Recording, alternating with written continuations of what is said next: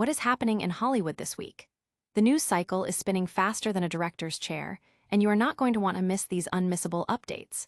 From cinematic surprises to celebrity name games, we've got the inside scoop that's setting the internet ablaze. Get ready, because the stories dropping today are huge.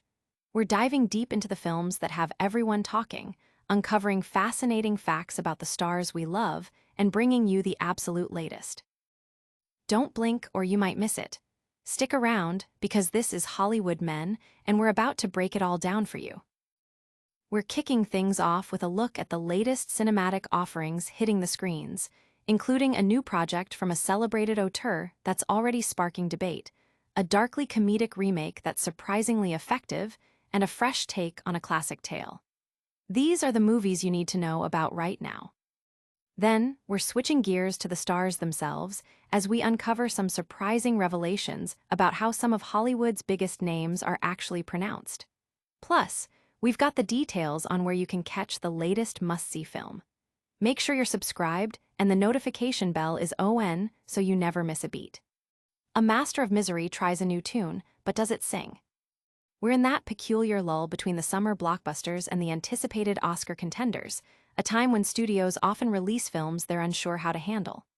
August and September can be a gamble, but wrapping up August, we have some intriguing options. First up is Caught Stealing, a new film from Darren Aronofsky. Known for his intense, often bleak explorations of the human psyche, from the drug-fueled despair of Requiem for a Dream to the existential dread in Mother. And the psychological torment of Black Swan, Aronofsky is a filmmaker who doesn't shy away from the darker aspects of life. His previous work, including The Whale, has often been described as difficult but impactful. Caught Stealing initially appears to be a departure for Aronofsky. Based on Charlie Huston's energetic novel, the trailers suggested a fast-paced, almost Scorsese-esque crime caper reminiscent of After Hours. The film centers on Hank Thompson, portrayed by Austin Butler, who is perfectly channeling a laid-back movie star persona. Hank is a former high school baseball prodigy whose career was cut short by injury, leaving him an alcoholic bartender in 1998 Manhattan. His mundane life takes a sharp turn into danger when his eccentric neighbor, Russ, embroils him in a series of shady dealings involving Hasidic hitmen, Russian mobsters, and a surprisingly feisty cat. Hank's journey from disappointment to imminent peril is swift and unexpected. While the film definitely deviates from Aronofsky's signature style, a signature intensity and serious undercurrent remain, lending a weighty feel even to the most outlandish moments.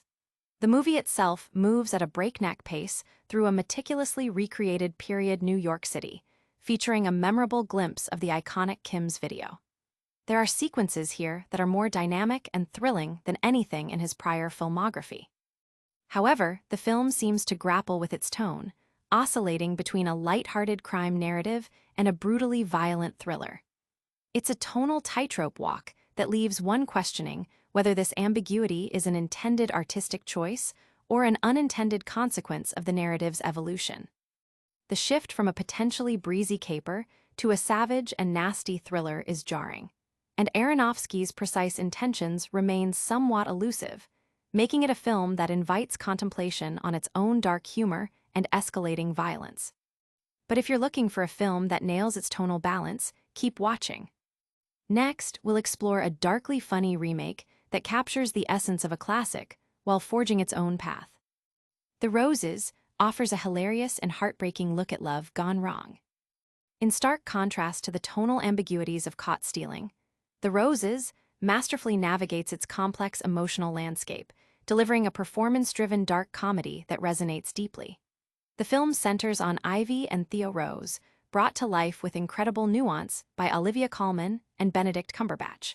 Their initial meeting is a cinematic delight, one of the most charming and genuinely sexy meet-cutes in recent memory. They fall instantly in love, embarking on a seemingly perfect life. She a talented chef, he a successful architect, with two wonderfully peculiar children completing their picture-perfect family. However, for anyone familiar with Danny DeVito's 1989 cult classic, The War of the Roses, the trajectory of this relationship is foreshadowed, and it's anything but idyllic. As the years pass, the initial adoration between Ivy and Theo curdles into deep-seated resentment and animosity. The film unflinchingly chronicles their descent from devoted partners to bitter enemies, a journey that is both darkly funny and alarmingly dangerous. What elevates The Roses, beyond a mere retread of its predecessor, is the palpable chemistry between Colman and Cumberbatch. Their portrayal is so grounded and relatable that the audience genuinely roots for them to overcome their marital strife and avoid mutual destruction. The film expertly balances laugh-out-loud moments with profound emotional authenticity, tapping into the universal experience of failed relationships and the painful realities of love lost. It manages to subvert the cartoonish, over-the-top violence of the original, opting instead for a more psychologically potent and emotionally devastating portrayal of marital decay. This approach makes The Roses not just a successful remake, but arguably one of the finest comedies of the year, a testament to its sharp writing, superb performances, and insightful exploration of marital discord. But what happens when a classic story gets a modern update from a legendary director? We're about to find out as we dive into Spike Lee's latest offering. Highest to Lowest, Spike Lee reimagines a Kurosawa classic. After a limited theatrical run, Spike Lee's latest directorial effort, Highest to Lowest, has officially landed on streaming platforms, making it accessible to a wider audience. This film marks a significant collaboration, reuniting Lee with the powerhouse actor Denzel Washington for the first time since their acclaimed 2006 film, Inside Man. Highest to Lowest is Lee's ambitious reimagining of Akira Kurosawa's 1963 masterpiece, High and Low, a film renowned for its intricate plot and profound social commentary. The setting has been transplanted from Japan to New York City, infusing the narrative with a distinctly contemporary urban energy. In this rendition, Denzel Washington takes on the role of David King, a highly successful music executive who finds himself ensnared in a perilous kidnapping scheme. The plot thickens when his son, Trey, played by Aubrey Joseph, becomes the target of a ransom plot. While Highest to Lowest may not reach the stratospheric artistic heights of Kurosawa's original, a virtually impossible feat given the master filmmaker's unparalleled genius, it showcases Spike Lee at the top of his game. Lee's direction is dynamic and visually arresting, employing his signature editing techniques, a compelling musical score, and strong performances to craft a film that is both intellectually engaging and thoroughly entertaining. It's a testament to Lee's boldness and respect for cinematic history that he would even attempt to remake such a revered classic. The film boasts a star-studded cast, including notable appearances from musicians like A.A.P. Rocky, Ice Spice, and Princess Nokia, adding another layer of cultural relevance and star power. While the remake might not delve into the same thematic depths as its predecessor, it succeeds as a gripping and exhilarating cinematic experience. Highest to Lowest is available for streaming on Apple TV+. For those eager to watch, Apple TV Plus typically releases new content around 9 p.m. ET on the day of release, meaning it could potentially be available as early as the evening of September 4th, ahead of its official September 5th release. An Apple TV Plus subscription is required, with the service costing $12.99 per month. However, new subscribers can take advantage of a 7-day free trial, offering a perfect opportunity to catch this latest Spike Lee joint without immediate commitment. Subscribing through Prime Video might also offer similar trial benefits. So, that's a look at some of the biggest films making waves right now. But what about the stars themselves? Get ready for a pronunciation surprise. Denzel Washington sets the record straight. In a revelation that has sent ripples through Hollywood and fan circles alike, veteran actor Denzel Washington has finally clarified the correct pronunciation of his iconic name. For decades, audiences and media outlets have grappled with how to say the two-time Oscar winner's name, leading to widespread, yet incorrect, usage.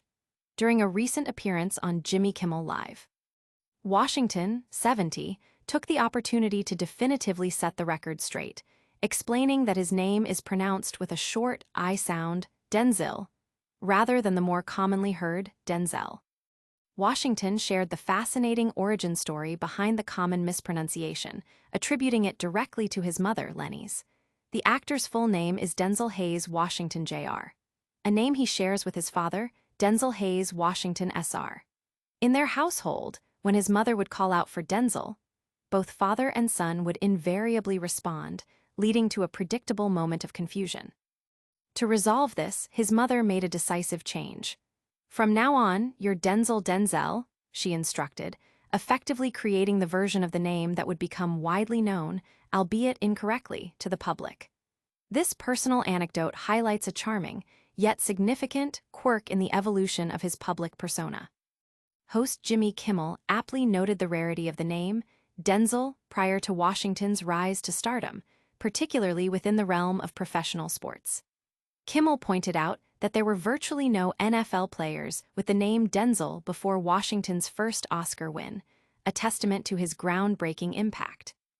Washington, with a characteristic smile, acknowledged the surge in the name's popularity, humorously suggesting that he should receive some form of compensation for popularizing it, perhaps a small percentage of every jersey sale, a lighthearted jab that underscores his unique place in popular culture. This revelation not only corrects a long-standing pronunciation error, but also offers a glimpse into the personal history of one of Hollywood's most revered figures, reminding us that even the most familiar names can hold surprising stories. And that brings us to the end of another packed news cycle. Don't go anywhere, we've got a quick recap and all the ways you can stay connected. Caught Stealing offers a dark, tonally complex ride. The Roses delivers a hilarious and emotionally resonant look at marriage's unraveling. Spike Lee's Highest to Lowest is an electrifying modern take on a Kurosawa classic, and Denzel Washington himself has corrected the pronunciation of his legendary name. That's all for today, but you can catch all these stories and more right here. Make sure to like this video, subscribe to Hollywood Men for all your entertainment and news updates, and hit that notification bell so you don't miss our next upload. Let us know your thoughts in the comments below, and follow us on all social media platforms to stay in the loop. We'll see you next time.